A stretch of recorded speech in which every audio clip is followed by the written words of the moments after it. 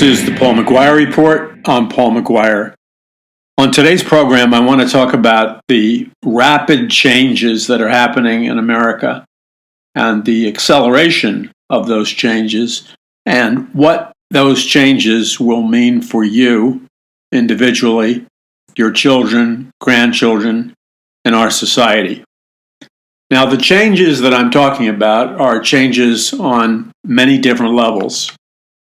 We could talk about social changes, economic changes, societal norm changes, changes in sexuality and sexual conduct, changes in the marriage relationship, changes in just the way that people interact with one another is completely different now than it was, let's say, 25 years ago or more.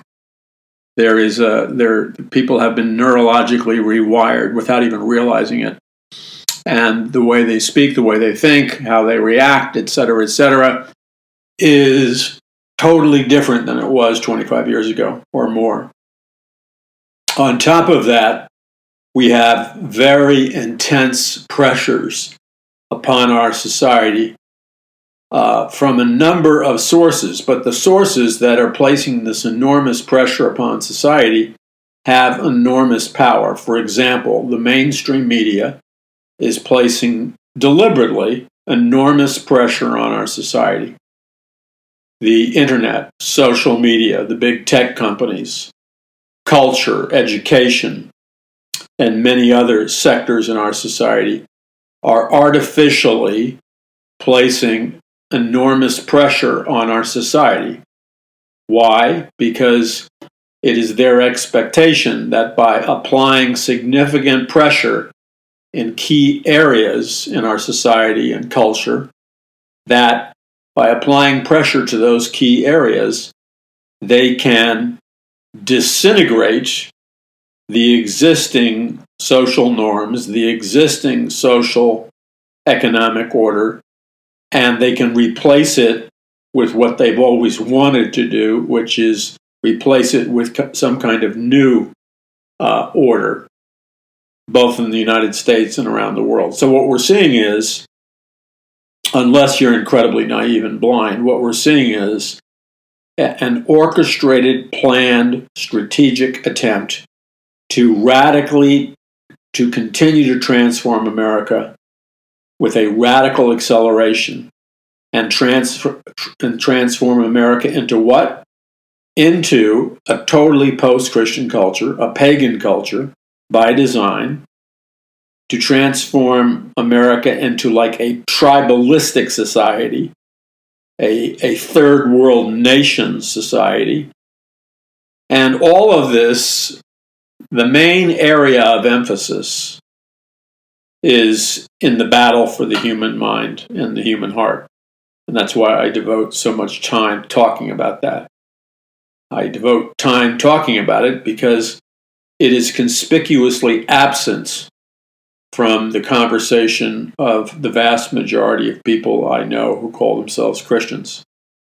And then even among Christian leaders, the topic for the battle of the mind is usually minimalized and trivialized so that it becomes the whole order of discussion revolves around things like, did I forgive somebody? Or, am I able to keep control of my temper? Or am I able to, curb my spending habits or whatever? It's not that these things are not valid. It's not that these things are not important to discuss. It's not that these things are not answerable by the Bible. But if you're taking a powerful subject like the battle for the mind and you're reducing it to its lowest common denominator, in other words, you're trivializing it, you're essentially missing the priority. You're essentially missing the big picture. And you see, this is all important. If you are in the greatest spiritual battle for the hearts and souls of mankind in the history of the world, and we are in, right now, the greatest battle for the hearts and souls of mankind in the history of the world, We are in it. It's not a debate. It's not like you get to choose or I get to choose. It's a fact, whether I choose it or you choose it or don't choose it or whatever. That's irrelevant. It is a fact that we're in the greatest battle for the hearts and souls of mankind in the history of the world. Period. End of story. We can prove it a million different ways. But if you ask me to prove it, I would be so shocked at your stupidity that it's not that I can't prove it. I would just be wondering, why are you so dumb that you're even asking me this question? I don't mean to be unkind, but that's kind of the perspective that any thinking person would have. Like, what cave have you been living in, Charlie, for the last 25 years? Where have you been? It's blatantly obvious that we're in the greatest battle for the hearts and souls of mankind in the history of the world. Not only is it blatantly obvious to anybody who has a brain that uses it, the data, the information regarding this greatest battle is screaming at us at a deafening noise level from our televisions, our radios, our internets, our social media, the society around us, so on and so forth. So, in light of priority, let's go back to using the term the battle for the mind. Many Christians speak on the topic, the battle for the mind. And that's fine. They minister to people at one level. Unfortunately, it's a kindergarten level, but they're ministering to people at a kindergarten level, so I thank God for that. It's better than nothing. But you see, it's all a matter of priorities.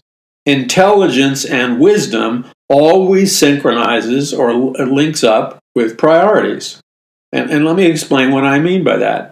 If you're in a car, and I'm borrowing this on a true factual story that occurred to someone I know and to a number of people I know. And this occurred about 20 years ago. They were driving down the freeway in an SUV on the 405 freeway in Los Angeles, which is the world's greatest parking lot. And somebody illegally cut in front of the driver, and it was a driver with 3 small young children. And this person who illegally cut in front of the person driving did what they should have done, which was to slam on the brakes to avoid hitting the car that illegally inserted itself in front of them. Now, when this driver slammed on the brakes, you've been in situations where there's an emergency or there's a crisis event. Every one of you have, if you think carefully. And you will remember that when you were in that crisis event or that emergency, it literally is as if time slows down and everything moves very slowly. It's not like it's moving sleepily or lethargically. It's just that the shock, the intensity, the danger of what you're experiencing is so great that I believe God gives your nervous system an automatic response in which I believe the Lord allows your body and mind to actually slow things down, even though things are not being slowed down, to give you the opportunity to make choices and decisions and actions which can save your life and the life of your loved ones. That's what I mean by that.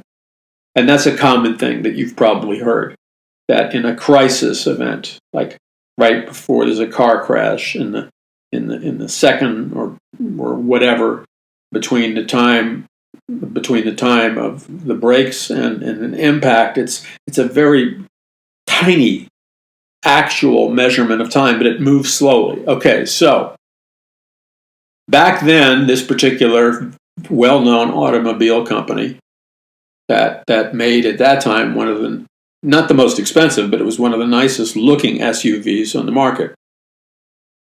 And this person that I knew was driving it. This company still makes this SUV, and it's still one of the best-selling SUVs on the market. And it has been ever since they started making SUVs. But like many American car companies, they lack integrity. And that integrity is symptomatic of the fact that the very heart and soul of America lacks integrity. And this idea of cheating and lying and fudging is epidemic not only in the lives of people, but in the lives of corporations and government and the military and churches, et cetera, et cetera. So this car company knew that their SUV had a serious defect in that if a person had to hit the brakes hard while driving with passengers, usually young children, in this SUV had a notorious and awful record for flipping over and often killing or very, very seriously wounding or injuring the adult or children that were in the car. So let me repeat it. This SUV back then was notorious for if you slammed on the brakes to avoid an accident, because it was not made right, because it was not balanced right, because the right technology was not put into it on purpose to save money. Because when I was aware of their track record, this problem of their SUVs flipping over was a problem that they had, and it was an epidemic problem they had, with countless thousands of people being injured or killed. And yet they never bothered to fix it. And so in this model, they didn't bother to fix it. So the point is, when time slows down, you have to make those critical decisions. And so after the accident, and it was only by the grace of God, and I believe the angels of God, that the driver of this car survived.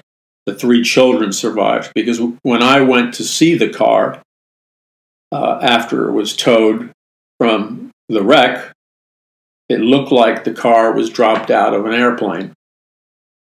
And the tragedy is that it wasn't only this American car. There were a number of American SUVs on the market, and still are, by the way, where they have not sufficiently fixed the car in terms of they have a nasty habit of flipping over in an accident. Now, so we have 2 things going on. We have a lack of integrity in the manufacturing of cars. We have a lack of integrity in a driver who illegally endangers everybody by illegally crossing in front of the car in front of it. And then we have the adult driver who has to make critical life and death decisions in a nanosecond. Like, do I hit the brakes totally hard? Do I have time to slow it down first? Do I maneuver over to the right or left?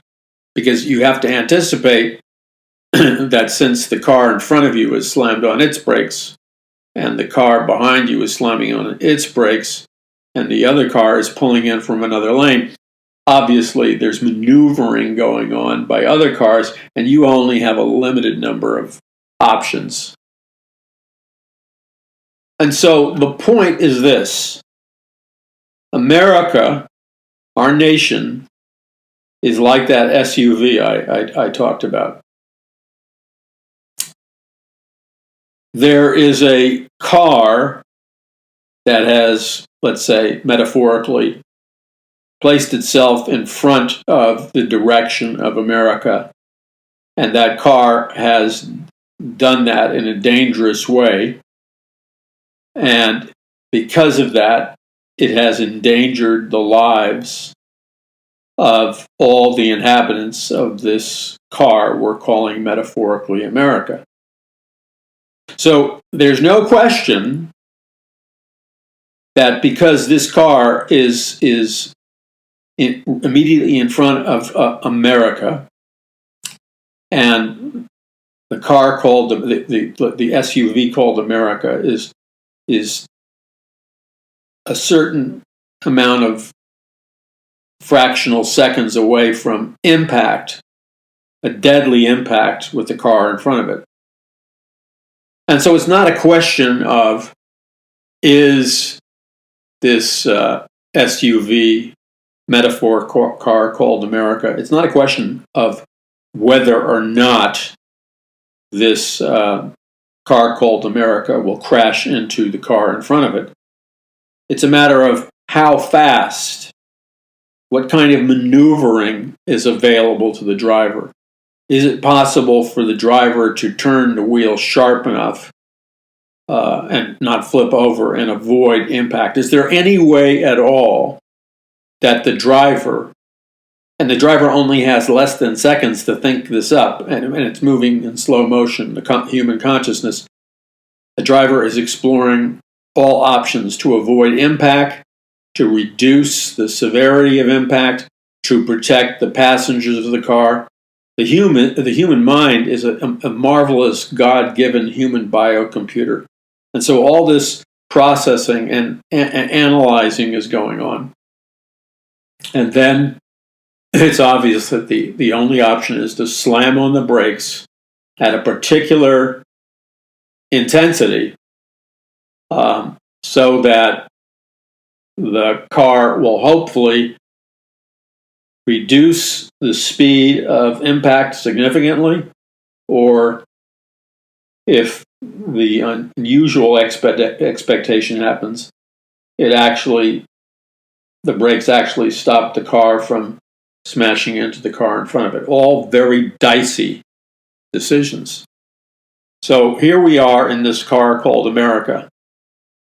Except in our case, this car that is mysteriously pulled in front of our nation, a metaphor, has been there, relatively speaking, a long time, and we're traveling in this SUV called America, which is America, and it's obvious to anyone whose eyesight works and their perceptive abilities work, and they have even a minimal amount of brain power, and if they're paying attention, it's obvious that we are getting into the place of great danger, and the closer we close in on this car in front of us, the greater the percentage is that there will be an impact, a physical impact. The question is, how severe will that physical impact be? And at this late stage, is there any opportunity to do a total turning of the steering wheel while slamming on the brakes and hopefully not flipping the car over to escape impact? All of these things have to be processed. Now, I'm saying that to use it as a metaphor.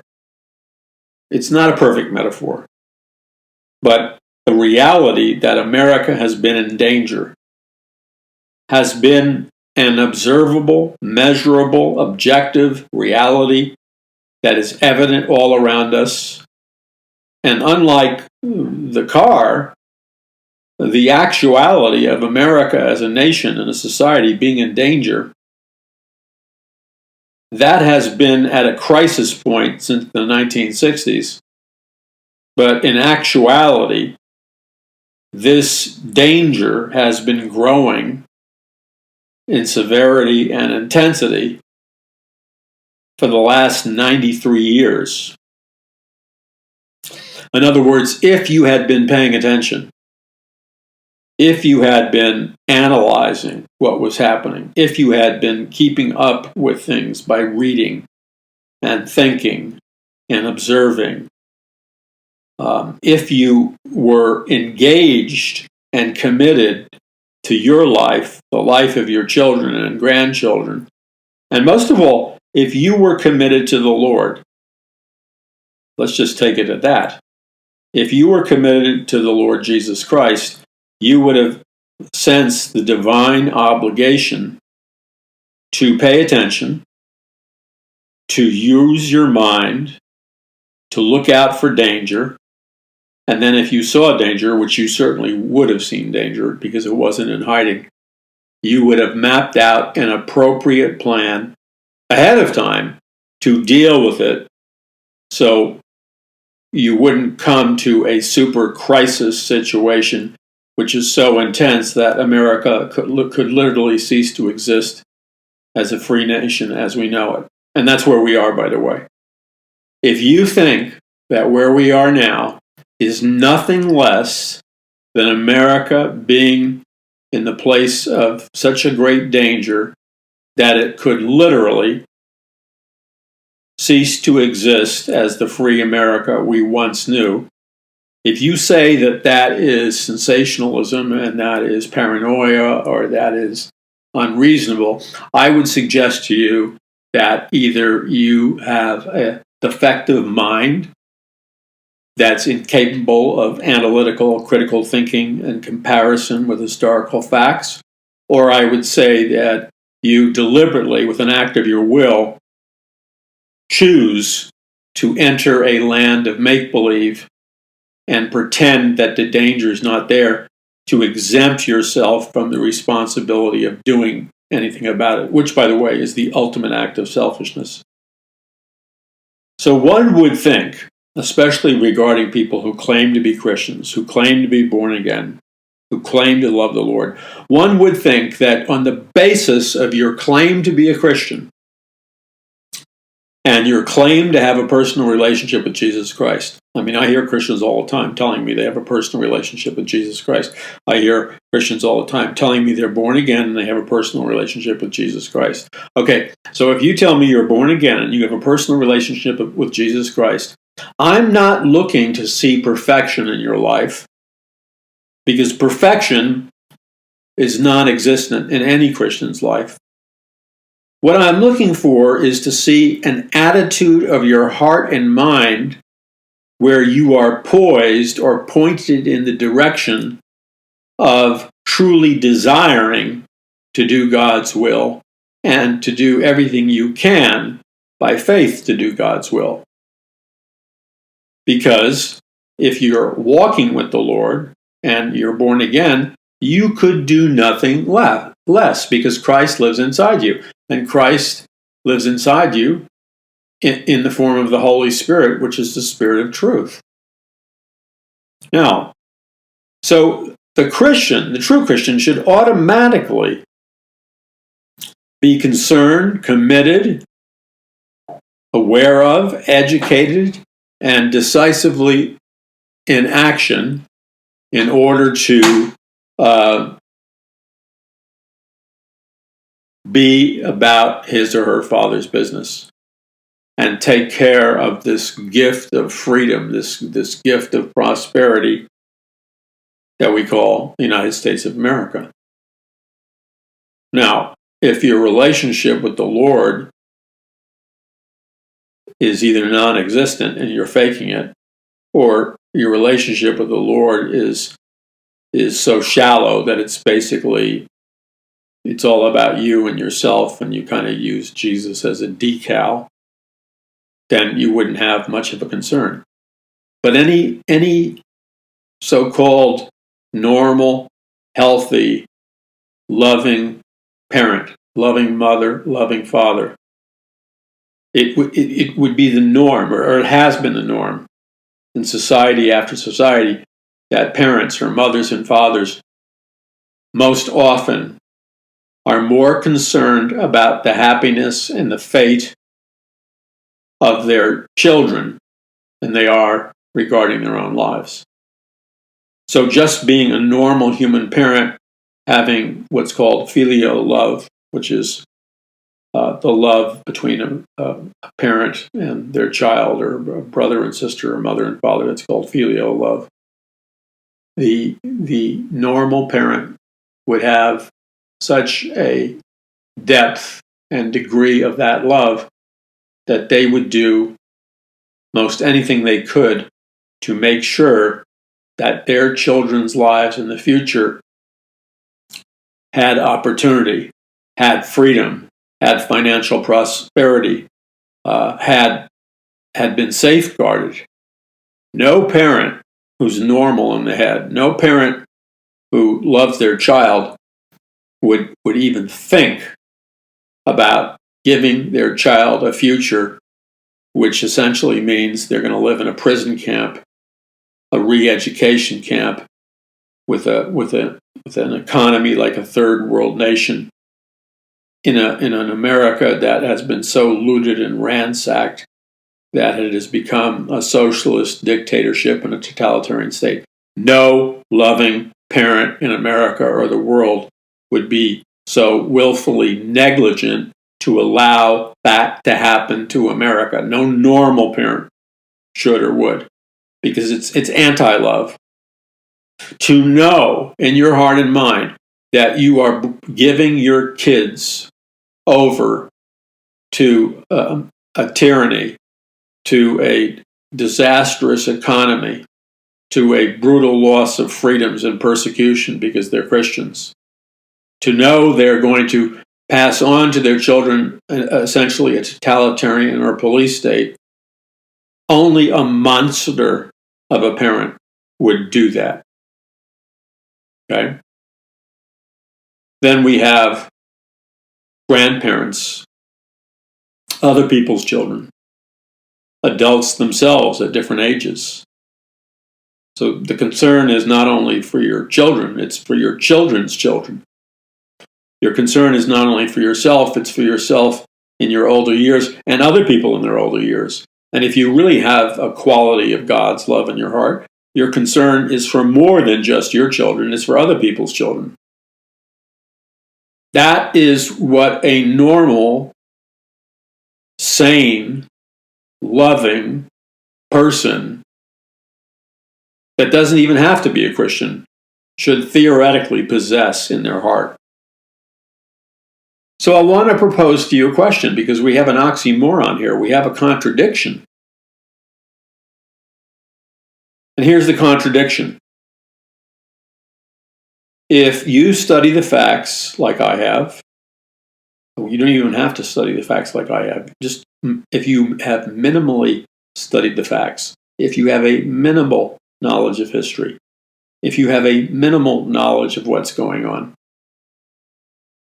if you have self-educated yourself just even on a minimal level, if you pay attention to a multitude of counselors or experts, you will see that they're saying essentially the same thing that I'm saying. I'm not the only one saying this. There are very intelligent, very bright people all over the United States, some of them on media, not mainstream media, but alternative media, who are saying this. There are many brilliant men and women who are saying this. Researchers, authors, they're saying this. Very few pastors are saying this. Their silence is conspicuous. So they know that the wolves are at the door, the handwriting's on the wall. Because you see, if you're paying attention, and this has nothing to do with Democrat versus Republican, this has to do with ideology and content. If you're paying attention to what the various political candidates in both parties are standing for and what they propose for solutions, you will hear from both parties a decision-making process, a planning process that is based upon a completely faulty intellectual, economic, societal, historical foundation. In other words, what they are proposing is so blatantly false. It will fail outrageously. What they're proposing is guaranteed to fail. What they're proposing is guaranteed to bring in tyranny, totalitarianism, poverty, an economic crisis and crash, martial law. What they're proposing is to literally, they think it's an economic solution. But if they had a minimal understanding of history and a minimal ability to compare their plans with the nations, the record and history of nations that have utilized those same plans, they would quickly understand that their plans are guaranteed to destroy America in the most, and freedom in the most terrific ways. It's guaranteed. It's a mathematical fact. So, it's one party predominantly, but it's also the other party. Because you have many people in the other party whose true allegiance is not to the American people. It's to the international bankers and the globalists and the heads of multinational corporations that secretly finance their campaigns. And these men, who pretend to be patriotic Americans, who pretend to be concerned for America, are in reality sellouts. They're traitors. They care nothing for your children and grandchildren. They care nothing for their own children. They are soulless men and women who are on the take, who've been bought off years ago. So, given the fact that we have so many people in the seats of power who have plans that are guaranteed to destroy our nation, or guaranteed to accelerate the destruction of our nation, they have plans that they're promoting that are guaranteed to bring in a totalitarian state and crash our economy and take away all of our freedoms. And none of this is paranoia. This is all the lesson of historical fact available to anybody. And then we have a President Donald Trump, controversial. But we have so many Christians who are so imbecilic, infantile, uneducated, unlearned in their thinking processes, that they don't have thoughts of their own. They have empty heads, because what is in their heads is what the mainstream media puts in their heads. And so Trump, with all his faults or whatever, is the only candidate, the only president in probably 100 years in American history who is not bought and paid for by the globalist elite, who is not in the business of being a traitor and selling out our country. You can say whatever you want about him, but he loves our country. He is going against the swamp. He's going against the deep state. He's going against the insiders. He's going against the shadow government. And he's trying to rebuild America's greatness, preserve our unique freedoms, like freedom of religion, and cause our economy to grow. Because without growth in our economy, we don't have the resources to fulfill the prophetic destiny that I believe that God has for America. So I realize I said a lot there. There's probably a lot to think about, but it really comes down to this. If you claim to care, if you claim to be someone who loves God, if you claim to be a parent who loves their child, and if you make these claims and yet at the same time you are so confused in your head, you are so lacking wisdom and knowledge, you are completely devoid of guidance, you cannot perceive the situation correctly. So when it's all said and done, you are making, just like a person in that car, nanoseconds before the auto crash, but you are making wrong decisions. You are making decisions because of your ignorance, and you chose to be ignorant because you chose not to educate yourself. You're making decisions that will guarantee that your children will live in a hellhole. And you can, enter fantasy land and pop a couple of tranquilizers to do whatever you want to do. But the reality is, by your collective actions, you are guaranteeing, you are sending your children not to summer camp. You're sending your children to a forever camp, at least in terms of their lifetime on earth, of tyranny, slavery, a police state, a dictatorship, something that you never dreamed could happen. But had you bothered to study the lessons of history, you would have known it could always happen. It can always happen. And then, if you say you love your children and your grandchildren and so on and so forth, how can you make these decisions? Really, I want to know this. Person to person. I'm talking to you personally. can't see you, but I know that you're there. So I want to ask you a direct question, heart to heart. How can you continue to go about your life as you have been going, knowing full well that your actions or lack of actions are actually going to guarantee a nightmarish future for your children and grandchildren? And by that I mean they will live in a completely different America than you and I lived in. It will be an America as a police state and a totalitarian state. It will be America with a third world economy.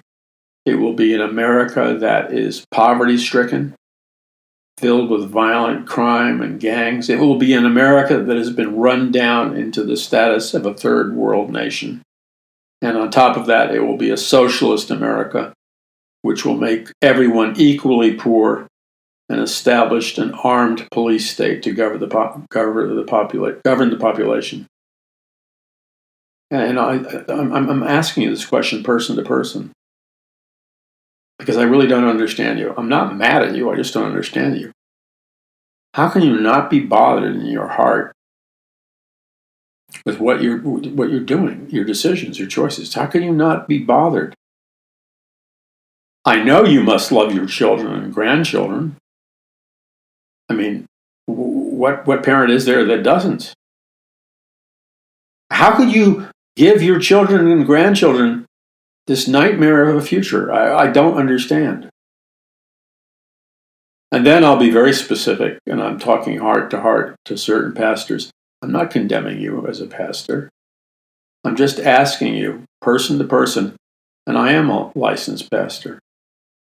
I'm licensed 2 major licenses, plus a professor of eschatology or Bible prophecy at one of the most influential Christian universities and seminaries.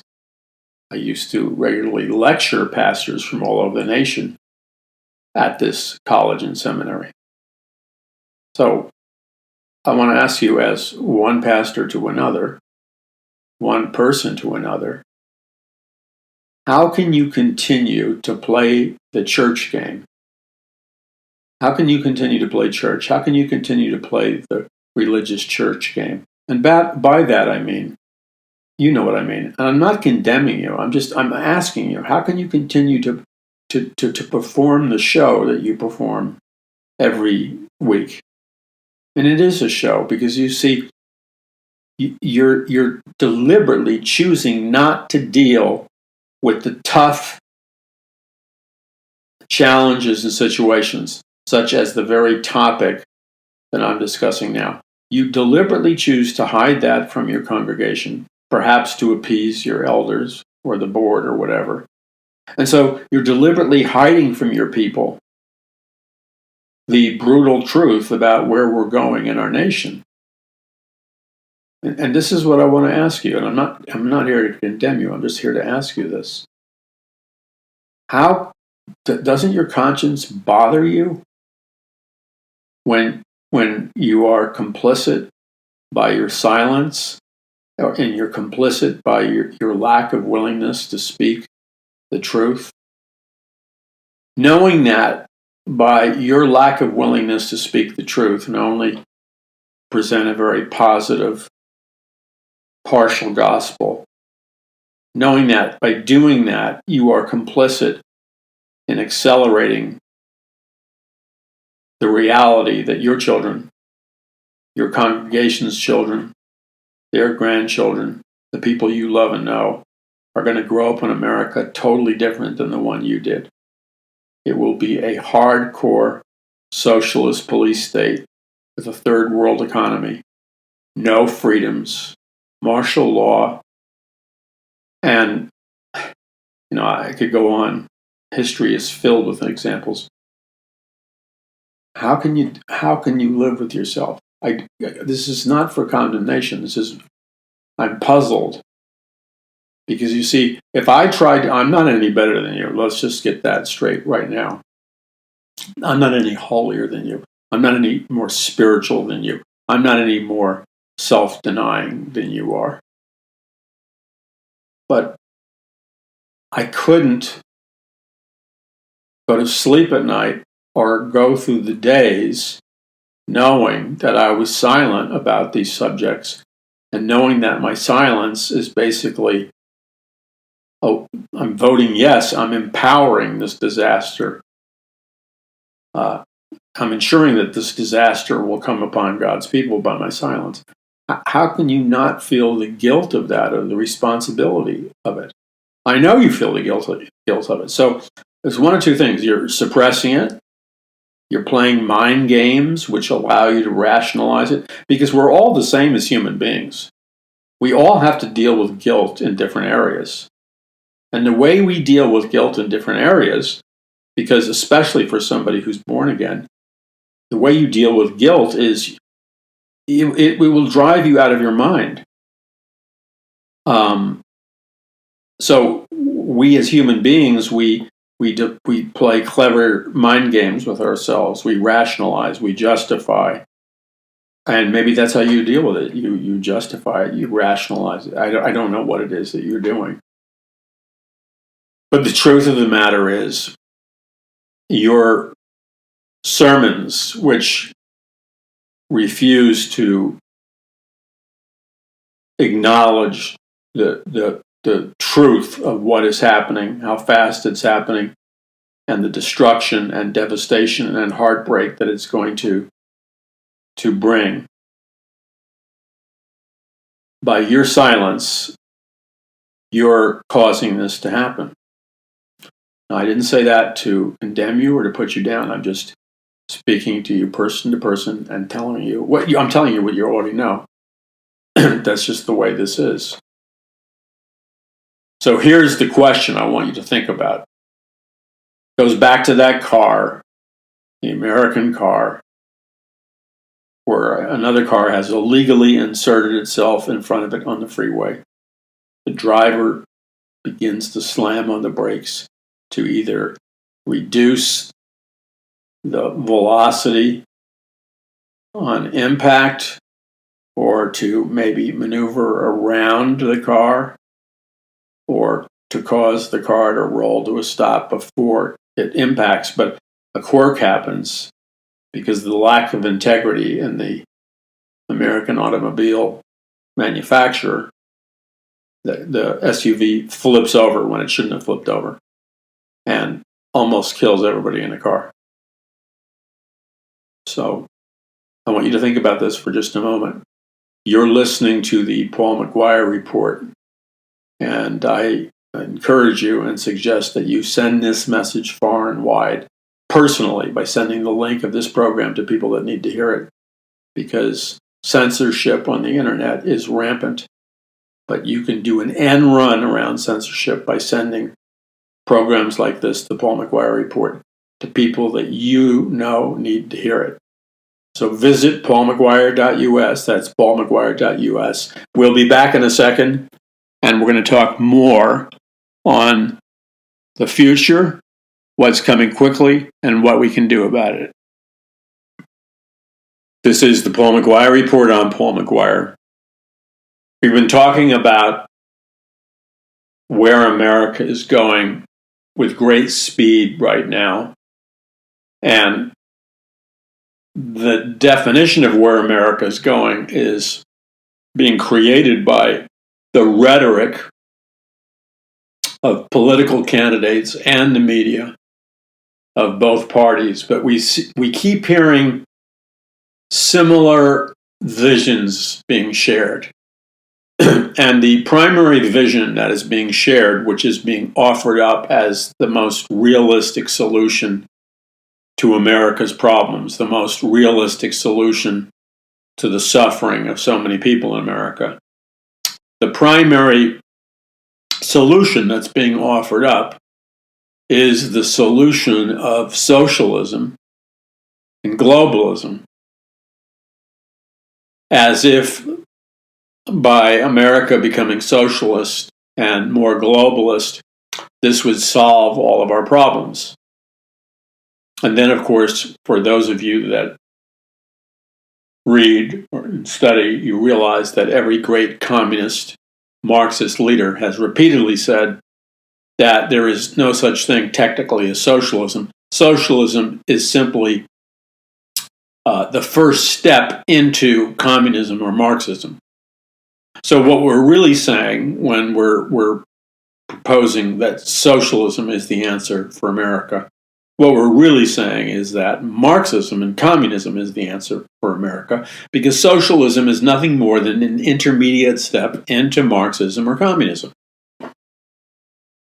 So what's the problem with that?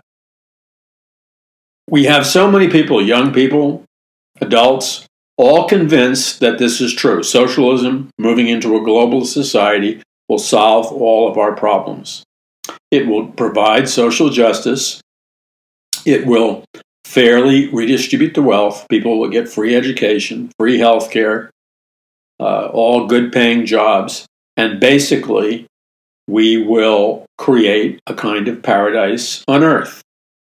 These are the basic tenets and promises of Karl Marx, who wrote the Communist Manifesto, and of communism and of socialism.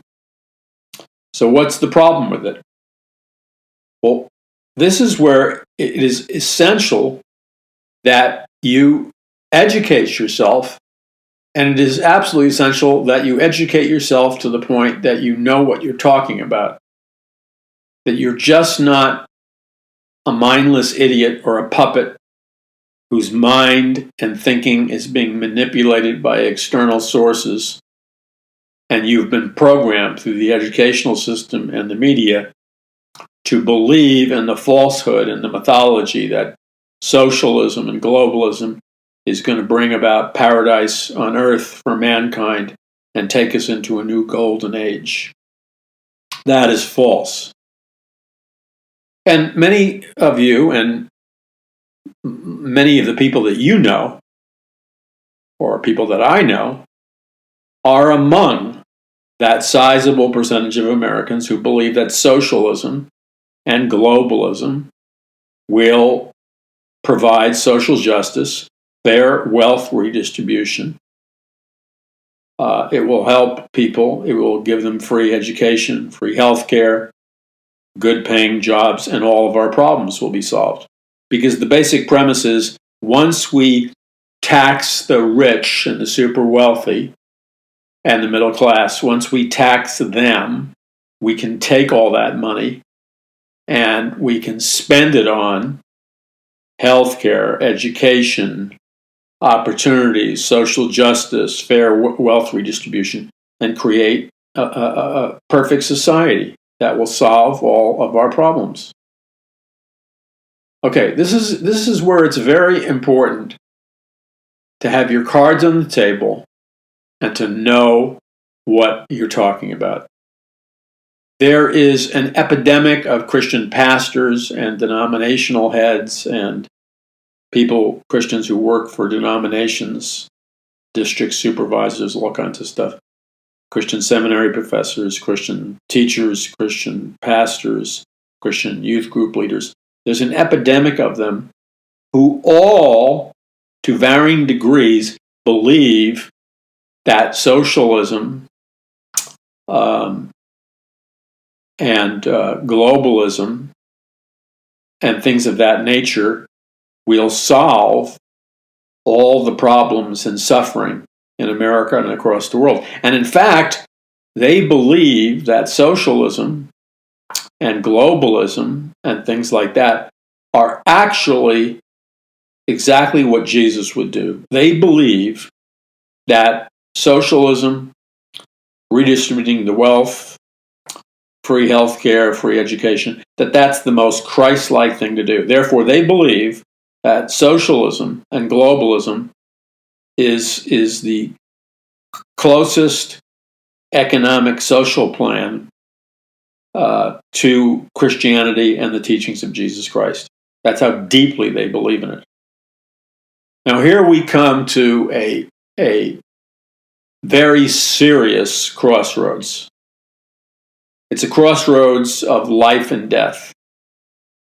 And this is where we have to mature whatever side of the fence you're on, you have to mature, you have to step forward, and you have to be willing to be honest and have integrity with yourself. And you have to say to yourself that I do not have the right to make an intelligent decision or a decision that will affect others, that will affect my children and grandchildren and affect my society. I do not have the right, and I am not qualified to make those decisions until I have done my homework and I have read not just one source. I've read from multiple sources, pro and con, and I have prayed, and I'm assuming you have studied the Bible adequately. And then you need to do historical research. This doesn't take all that much time, by the way. This doesn't take a year. You can do this in a couple of weeks if you wanted to. And then you need to look at the historical track record of all the nations who went down the path of socialism and globalism, and read historically what factually happened to them. And it's really simple for you to do that because every nation that went socialist experienced the exact same set of results, without exception. And so this is where you have to be mature enough, step up to the plate and say, I'm going to keep my mouth shut until I know what I'm talking about. But then you need to take the time to educate yourself and know what you're talking about. Because there are answers. You don't have to be bleary-eyed and listen to the propaganda and the salesmanship and the lies. You just have to know some historical facts. So let's give you a couple of bullet points. Bullet point number 1. Not one single socialist, communist, Marxist society has ever delivered on the promises that it made to the people. Not one. There are no exceptions. Sorry to break it to you. You will hear socialists and communists always give the same rationale for that. And they will say, well, look at the Scandinavian countries, like Denmark and this country. They were successful. And those are socialist nations. And they use that as their proof that communism, Marxism, and socialism is successful. And that is a completely faulty premise, because the success of these Scandinavian countries like Denmark has nothing to do with the fact that they went socialist. Their success and their prosperity is based upon the fact that for hundreds of years they were a capitalist society with a strong biblical Protestant work ethic, and they worked hard, they planned, they invested, they obeyed the laws of capitalism. And because of their hard work and their Christian and Protestant work ethic, those Scandinavian countries accumulated a great deal of wealth along family lines, a great deal of wealth that the government has, a great deal of wealth, a great deal of technology. So when communists and socialists point to them as an example of how socialism works, that is a faulty example, because the success of Denmark and the other Scandinavian nations has nothing to do with socialism. It happens to do with the fact that they were prosperous, capitalist Christian nations. And they accumulated a great deal of wealth, a great deal of assets, a great deal of equity. So, of course, when they went socialist, they had plenty of money to make a lot of their plans work. But this was not money that was ever generated through a socialist communist system. This was money that was generated by the previous capitalist system. And you have to make that distinction. Because what you have to do is say, show me a nation which produced the wealth redistribution, the human freedoms, the prosperity. Show me a nation anywhere, Denmark or wherever. Show me a nation which went socialist and then produced the prosperity and the wealth redistribution and everything else. And you will not find one. See, the only time you can find one is when you cheat and you're really showing us a capitalist nation. But any nation that went through a revolution into socialism, Marxism, or communism always ended up in the same place. Desperate poverty for the masses, economic crash, the people were enslaved and lost all their freedoms. The communist socialist nations are always dictatorships or police states. People have no freedoms. They have no freedom of religion. They have no freedom of the press. They have no freedom of anything. And they're poor. They're bankrupt. They work as slaves. They live in a police state where they can be shot and killed without any trial or court proceedings. And they kill people by the millions. They're sent to death camps, concentration camps, re-education camps. That is the norm. That is the norm of every single communist, socialist, Marxist nation on planet Earth. And there are no exceptions. Now, some of them are still in the socialist stage, and they haven't yet moved from socialism to Marxism and communism. But when they do, that will play out. And that's why you can look across planet Earth and you will not find one single communist nation that anybody wants to sneak into. You can't find anyone living in a communist nation where people want to illegally migrate into that country or sneak into that country. Nobody wants to sneak into or illegally immigrate into a communist, socialist, Marxist nation because they're all hellholes. And everything that they promise is a lie. There is no quality universal health care. There is no fair wealth redistribution. There is no freedom and human rights. There is no equal opportunity, free education. There is no great paying jobs. The entire thing is one massive deception and lie. What they get instead is a brutal dictatorship and poverty. And they say, well, then, we'll have fair wealth redistribution. That has never happened once. What you have is a communist elite of millionaires and billionaires, and then you have the slave class. There's no middle class. The only middle class that exists is in nations like America, which is a capitalist Christian nation. Communist, socialist, Marxist nations never produce a middle class. They have the slave class, the lower class, and they have the super rich upper class. And the entire thing is a lie. And nobody can challenge you on that because it's an historical fact embedded in stone. So, that being the case, and it is,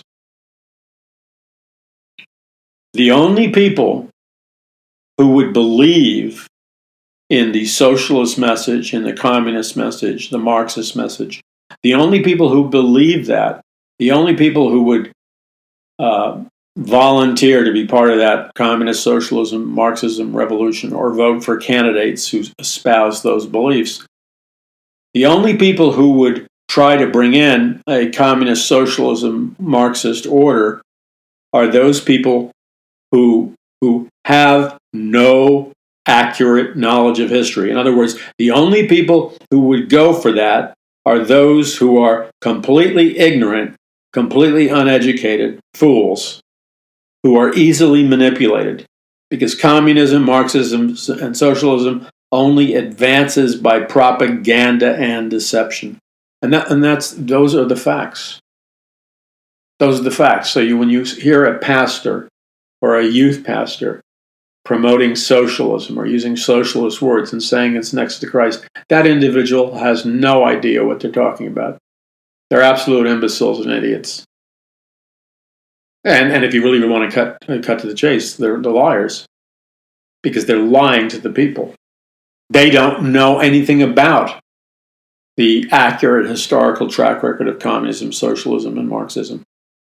All they know is what they've been brainwashed to know, because they never bothered to roll up their sleeves and to be diligent, to seek for guidance like God commands, and to study and educate themselves. And that's the problem that we're dealing with in America right now. You see, this is the problem. We have this collision of worldviews coming down upon us right now. We are in the greatest battle for the hearts and souls of mankind in the history of the world. And it's a battle of ideas. And the reason it's a battle is you have Satan promoting the lies of communist, Marxist, socialist societies, which are complete lies. They're all hellholes. And then you have people who are telling you the truth.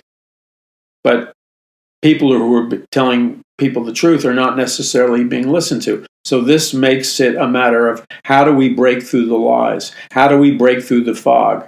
How do we break through the spiritual deception and communicate a message of truth about all of these areas, a message of warning, and motivate God's people and other people? How do we motivate them and educate them to step up and to the plate and act decisively and stand up for what is right decisively, while we still have the freedom to do so? Because once a nation goes into a communist, socialist, Marxist dictatorship, the door to the prison cell is slammed shut from the inside.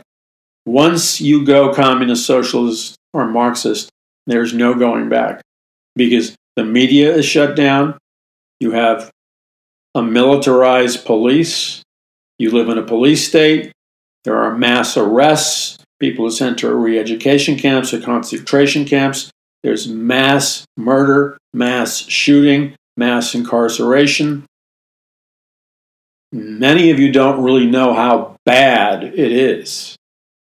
And you need to get some videos and stuff to watch to see what how this all plays out.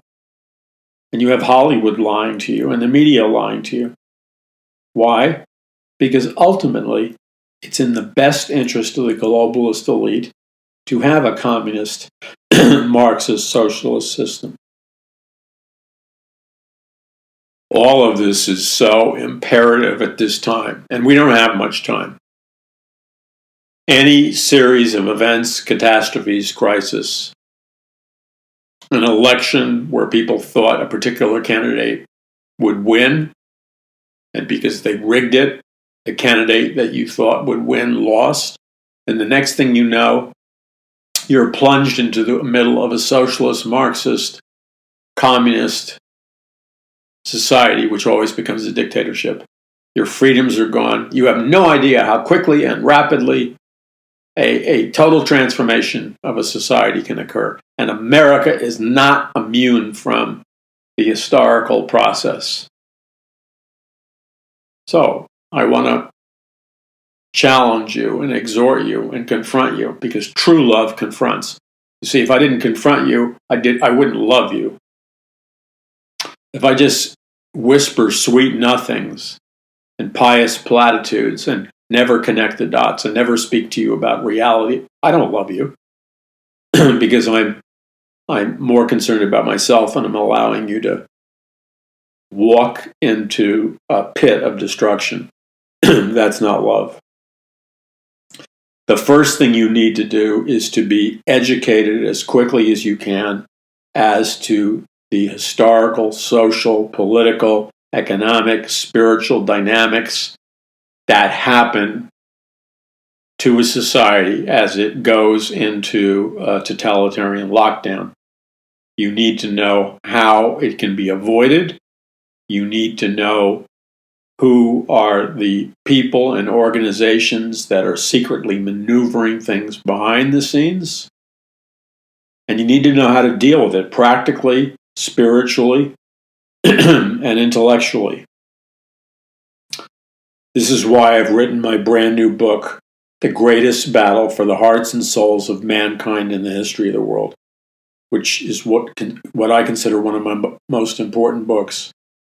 Now, as an incentive for you to get the book so that you can be educated and up to speed, if you pre-order the book now, you will get a copy of The Greatest Battle mailed to you as soon as it's printed,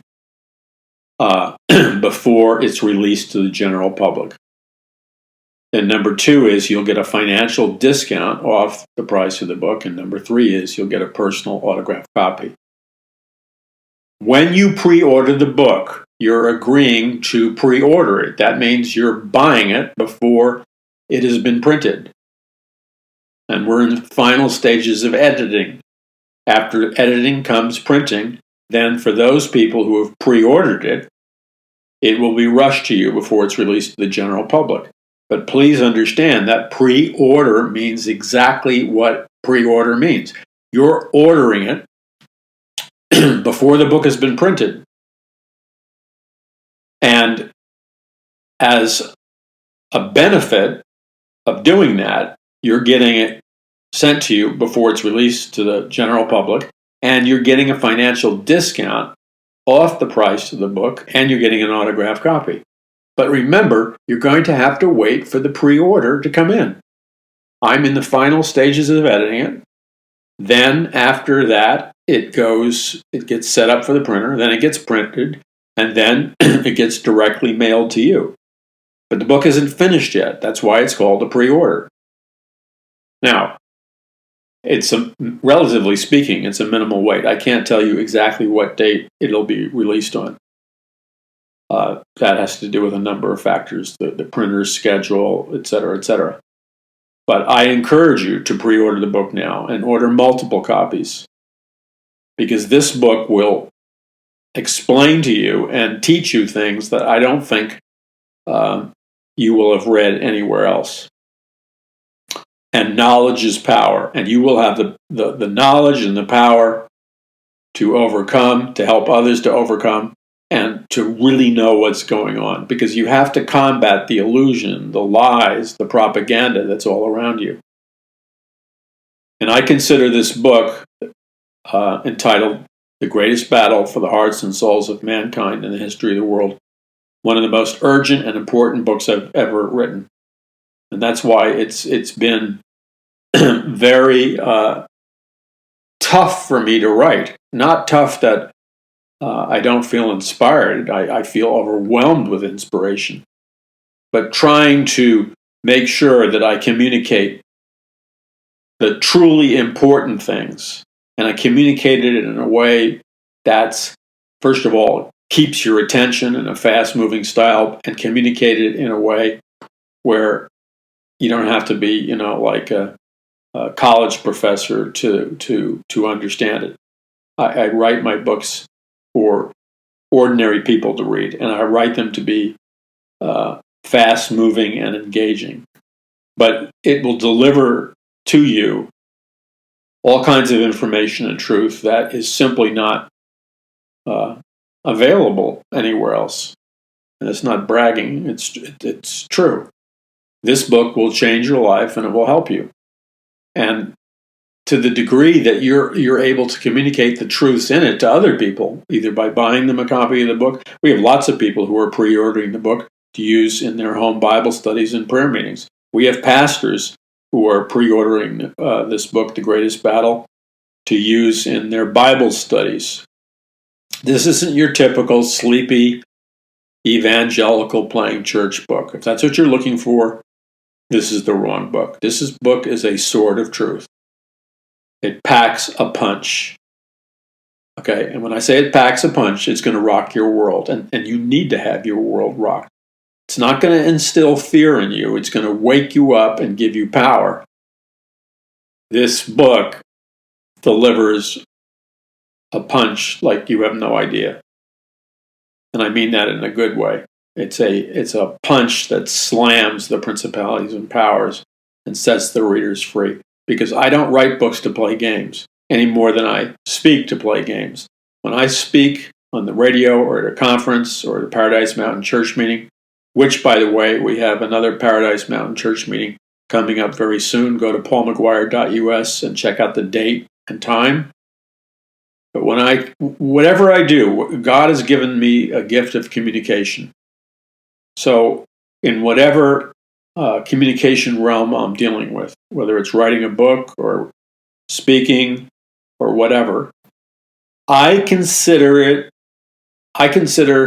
having failed if I have not delivered the truth with an intensity of force that is powerful enough to smash and obliterate the chains and the shackles of blindness and bondage and captivity off people. Let me say it again, because this is, if you want to know what's in my head, it's kind of like very warrior-esque, even though that's not a word. Whenever I write a book or make a movie or a video or speak at a conference or speak on this radio program or minister, I purpose in my heart, I dedicate the time to the Lord, and I purpose in my heart that I am engaging a spiritual adversary in any media arena that I'm in. And so whether it's on this program or in a book, I know that I, through my words and the communication abilities that God has given me, I know that I am engaging, I'm fighting against principalities and powers and the dark unseen forces of wickedness in heavenly places. And I know that those demonic powers are not necessarily possessing God's people, because theologically I don't believe demons can possess people that are saved. But I do believe that demonic powers, demonic blindness, demonic confusion has come upon God's people and their perceptions externally. So when I write a book, it's designed not to be an academic list of facts. I write a book to deliver a haymaker into the jaws of demonic powers and knock them into the abyss. I'm serious. This passage about the kingdom of heaven suffering violence and the violent take it by force is very much a part of my DNA when I write a book. I, like you, am a man or a woman of God. And when I come into the throne room of God, by the blood of the Lamb, I come in there to receive power from on high. The word is dunamis, for dynamite power of God. And the goal is to engage the spiritual enemy and hit the spiritual enemy with such force that the blinders are blown off the eyes of God's people, that whatever's making them deaf is destroyed, whatever's making them confused or bewildered or fearful, whatever principalities and powers are in that arena, that they are being reckoned with. And when I say reckoned with, there's only room for one of us to be in that arena. That's either God and the Holy Spirit or that demon. Okay? And if I've done my job correctly, that demon is gone. Okay? So you may say, well, this guy's crazy. Well, I may be crazy. But I'd rather be crazy and advance the kingdom of God than be sane and hiding in my crib and playing church. Let's just put it that way. So you need to get this book, because deliverance is in the book. Wisdom is in the book. An anointed understanding of the multidimensional warfare we're in is in the book. This book is iron sharpens iron. If you come in reading the book and you're somewhat dull-witted, that's okay. The sharpness of the sword of the Spirit in this book, The Greatest Battle, will sharpen you. You will go through a training process when you read the book. The book will be fun. The book will be engaging. But it's the equivalent of going through a high-level military preparedness training boot camp for some kind of special operations or some kind of elite military program. Because after all, you are soldiers of the cross, spiritual warriors. And this book is going to put you through an intensity of training that will make you dangerous to the devil. Because a Christian who is not dangerous to the devil is basically useless. Every Christian should be an imminent threat and danger to the devil, because they should pack so much of the power of the Holy Spirit and the Word of God that demons tremble when you come into the room. And right now, we have a church in America that's so weak, that's so pathetically weak and cowardly, that the world and the enemies of the gospel mock and laugh and basically treat biblical Christians with contempt. We're the only group in society where the media and everybody feels there's no consequences if you persecute, lie, insult Christians and Christianity. You know why that is? You know why that is? I'll tell you why it is. Because we have a bunch of cowardly pastors and cowardly Christians who, when Christianity, Christian morals, Christian beliefs, when Christianity is being insulted and defamed and attacked, instead of having real men of God with courage in their hearts, they'll say, no, that's unacceptable. And in a peaceful but loving spiritual way, we occupy the land and we say, no, you can't talk about our faith, our Lord, our relationship with Christ like that. And we don't back down. We don't try to be politically correct. We simply calmly say, that's non-negotiable. And then we say, you need to get off of our territory.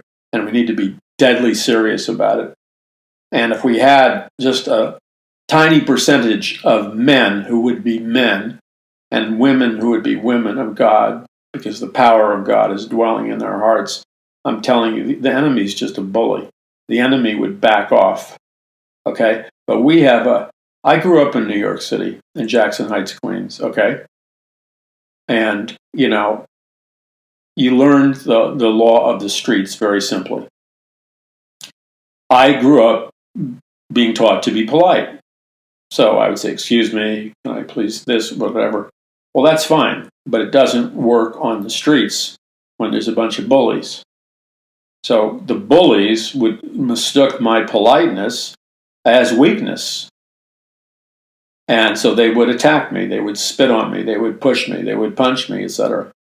But what they didn't know is that I hung out with a group of guys on my block who were all nice guys, who were all taught to be polite. But we would spend sometimes 4 or 5 hours a day wrestling, fighting.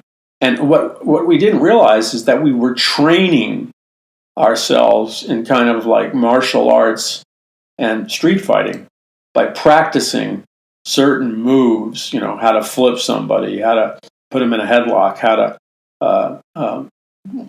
do all these fighting positions. And we did it hour after hour, day after day.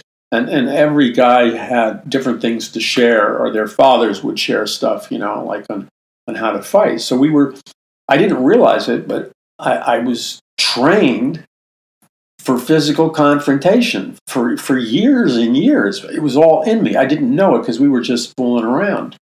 But what we were really doing is drilling ourselves. So, there were a number of occasions when these bullies, because I had a nice demeanor and I was polite, they mistook that for weakness. And they would pounce on me. And I would turn the other cheek, maybe once or twice. Not because I was a Christian, just because I wasn't interested. It wasn't that I was afraid. It was just I was raised, not to be a bully. So they would continue to think that was weakness on my part, even though I would verbally say to them, basically stop it. But they didn't take me seriously. So when they did their next move, which was spitting on me, punching me or whatever, then that was it. I'd let them have it.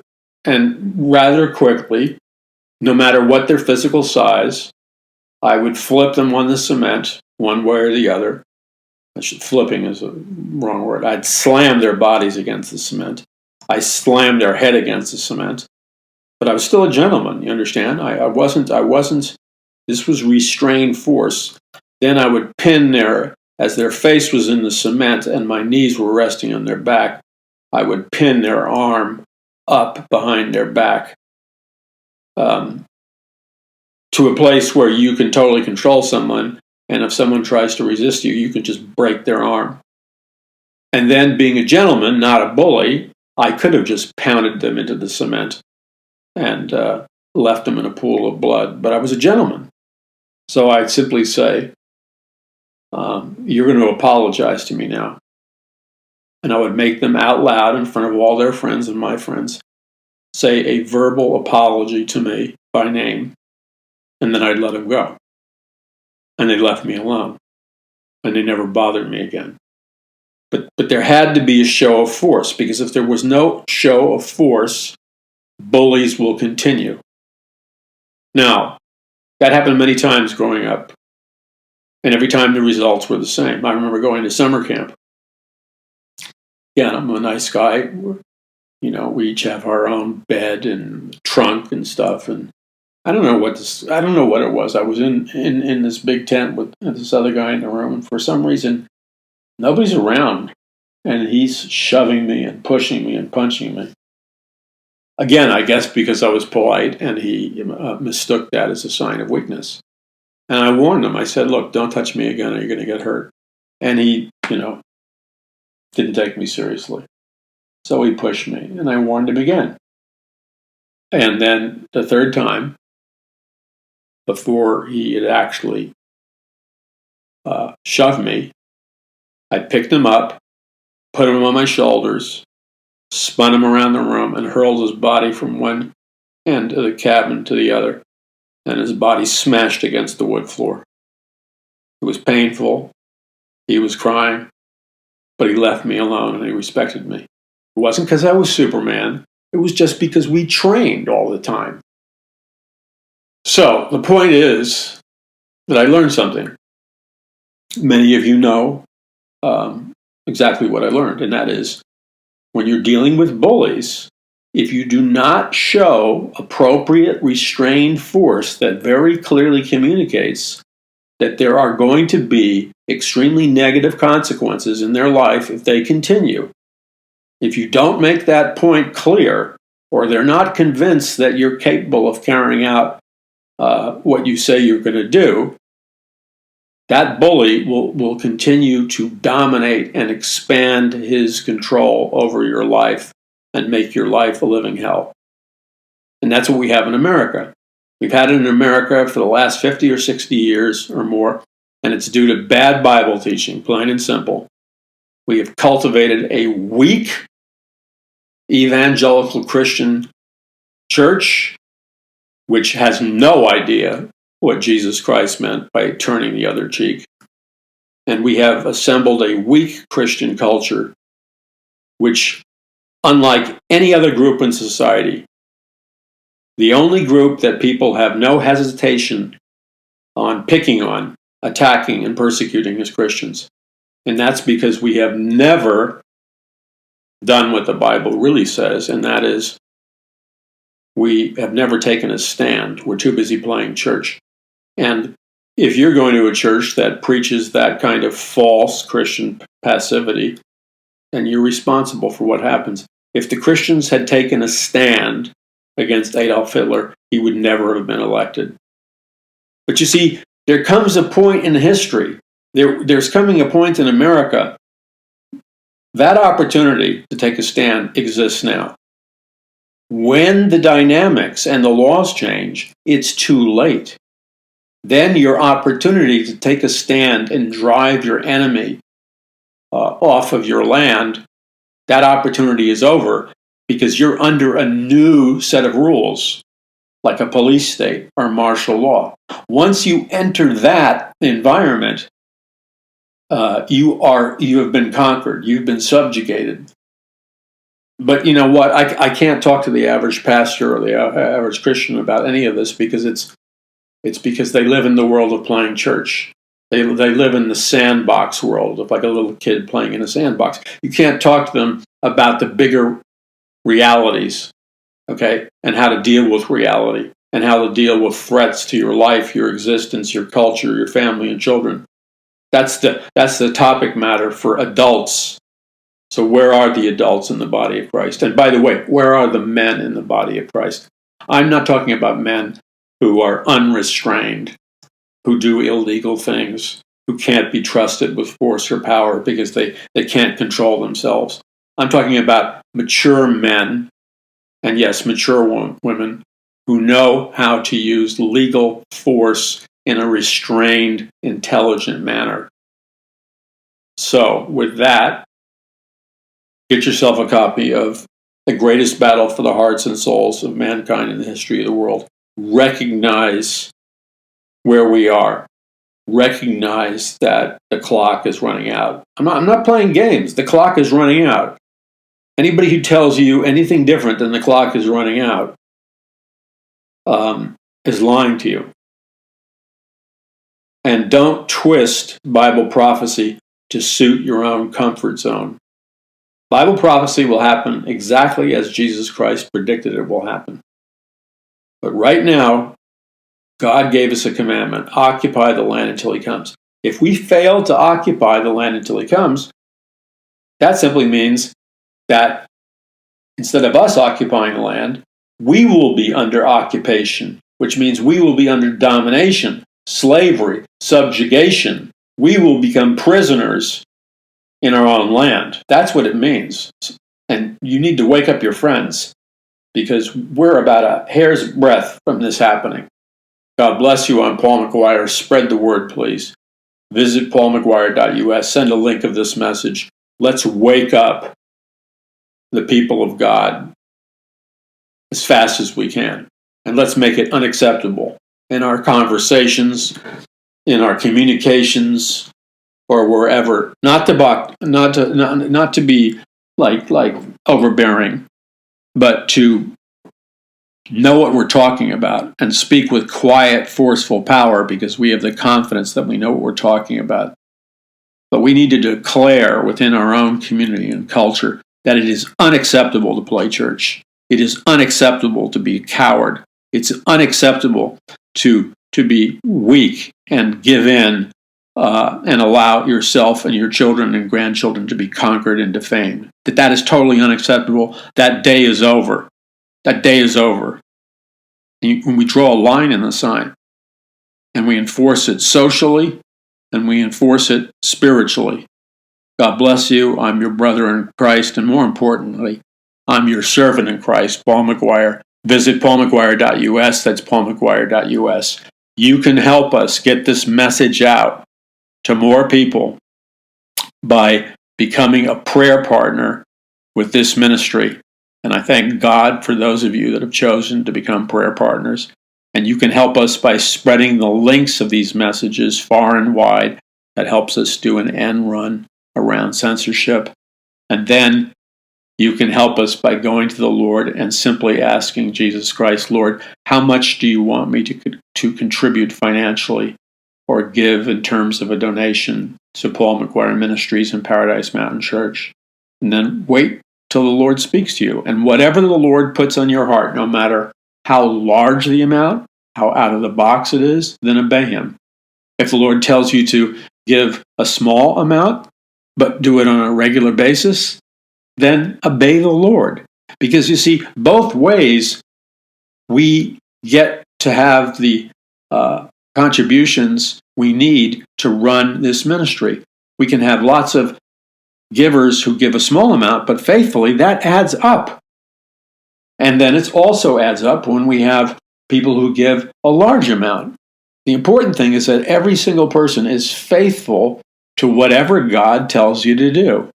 And I thank all of you for your obedience in every area.